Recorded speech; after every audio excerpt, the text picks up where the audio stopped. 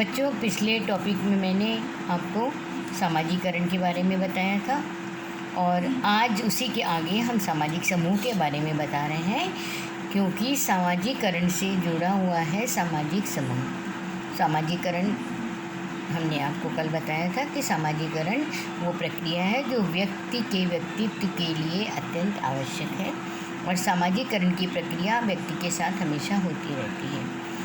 अब इस सामाजिकरण करने में हमारे कुछ प्रमुख समूह होते हैं जिन समूहों से व्यक्ति जुड़ा होता है, और इन समूहों के बारे में कूले ने सामाजिक समूह को अपने हिसाब से दो भागों में बांटा है।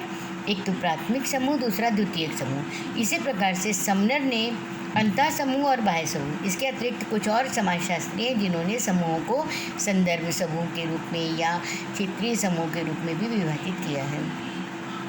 तो यहाँ पर बेसिक चीज़ ये देखने वाली है कि प्राथमिक समूह या अंतः समूह का मतलब क्या होता है।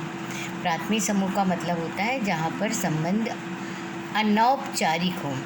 अनौपचारिक संबंधों का मतलब होता है जहाँ किसी प्रकार का दिखावा न हो, व्यक्ति के अंदर करुणा हो, दया हो, ममता हो, प्रेम हो, क्षमा हो, इन गुणों का समावेश हो, और जो बहुत ही नज़दीकी एक दूसरे से जुड़े हों, जिनमें ब्लड रिलेशन भी हो। तो इस प्रकार के संबंध, ब्लड रिलेशन ना भी हो लेकिन वो इतने नज़दीक हों कि उनका एक दूसरे के साथ जुड़ाव या लगाव बहुत अधिक होता है। तो इस प्रकार के जो संबंध बनते हैं उन संबंधों को प्राथमिक समूह कहते हैं। और प्राथमिक समूह में पहली कड़ी परिवार आता है। परिवार वो समूह होता है जो बच्चों को, अपने बच्चों को करुणा, दया, ममता, जितना भी उनके पास जो हो सकता है वो अपने बच्चों को देने का प्रयास करते हैं, और बच्चे को साथ साथ अच्छे मूल्य, अच्छे संस्कार, अच्छे विचार, ये भी परिवार से ही बच्चों को मिलते हैं। दूसरा आता है मित्र मंडली, जहाँ पर छोटे बच्चे एक दूसरे के साथ खेलना शुरू करते हैं। प्रारंभिक खेल, क्रीड़ा, वहाँ पर बच्चे थोड़ा सही और गलत का भी ज्ञान करते हैं। किस दोस्त ने गलती की, किसने उसका साथ दिया, या किसने किसकी गलती पर एक दूसरे को मना नहीं किया। तो इस प्रकार के भाव जहाँ आते हैं, लेकिन वहाँ पर भी हम की भावना होती है और वो ग्रुप में एक दूसरे के साथ हम की भावना से जुड़े होते हैं। और इस प्रकार जो बचपन की मित्र मंडली होती है, इनको हम लंगोटिया यार या दोस्त भी कह सकते हैं, जिनका मतलब है कि ये जब भी मिलेंगे तो अपने दोस्ती के रूप में ही बात करेंगे। तीसरा हमारा पास पड़ोस। ये पास पड़ोस भी हमें हमेशा सिखाता रहता है कि क्या सही है, क्या गलत है, क्या करना चाहिए, या हम लोग भी ये देखते हैं कि उस पड़ोस में क्या अच्छा हो रहा है या क्या गलत हो रहा है। तो हमें अपने पड़ोस पर भी बहुत अधिक भरोसा होता है। इसलिए कहा जाता है कि पास पड़ोस जो है वो एक अच्छा पड़ोस होना चाहिए, उससे एक अच्छे व्यक्तित्व का निर्माण होता है।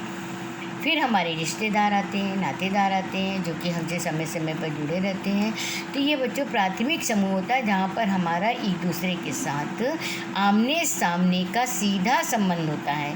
वहाँ पर कोई बनावट या दिखावा नहीं होता है। अगर हमें किसी को डांटना है तो हम उसको अच्छे से डांटते भी हैं, और अगर हमें किसी को की तारीफ़ करना है तो उसकी हम बहुत अच्छे से तारीफ़ करते हैं। दूसरा समूह होता है द्वितीयक समूह। द्वितीयक समूह में हमारे पास द्वितीयक चीज़ें जहाँ पर हम अपने जीवन को आगे बढ़ाने के लिए, जॉब करने के लिए उन समूहों से जुड़ते हैं, उनको हम द्वितीयक समूह कहते हैं। ये द्वितीयक समूह में विद्यालय, व्यावसायिक क्षेत्र, विभिन्न प्रकार की संस्थाएं, म्यूजिक संस्थाएं या अनेक समितियां, जहाँ जिनका उद्देश्य की पूर्ति करने के लिए हम जिनसे जुड़ते हैं। अगर हमारा उद्देश्य है कि हमको इंटर पास करना है तो हम विद्यालय से जुड़ेंगे, यूनिवर्सिटी पास करना है तो हम कॉलेज से जुड़ेंगे, और डिग्री कॉलेज या हमें किसी प्रकार की अन्य प्रकार की उपाधि लेना है तो उन संस्थाओं से जुड़ेंगे। म्यूजिक में हमें प्रांगण होना है, प्रगाढ़ होना है तो हम म्यूजिक के लिए म्यूजिक की समितियों को पकड़ेंगे। तो इन प्रकार की समितियों से कि मतलब उद्देश्य की पूर्ति के लिए होते हैं, जहाँ का संबंध छुओ और जॉइनिक कार्य पूरा हो गया तो आप वहाँ से हट जाएंगे, उनको उनके साथ ज़्यादा देर रहने की आवश्यकता नहीं है। इस प्रकार के संबंध औपचारिक संबंध होते हैं, इनका रजिस्ट्रेशन करवाना पड़ता है, इनमें हमें नियमों का ध्यान रखना पड़ता है, एक इनकी व्यवस्था होती है।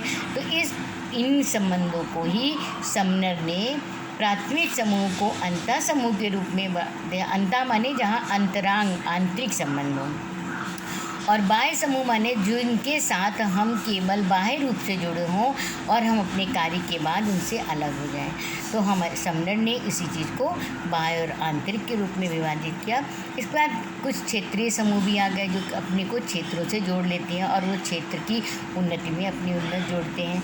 तो इन समूहों का भी व्यक्ति के सामाजिकरण में बहुत अधिक प्रभाव पड़ता है और व्यक्ति के जीवन में अच्छे समूह मिलने से उनका अच्छा विकास होता है।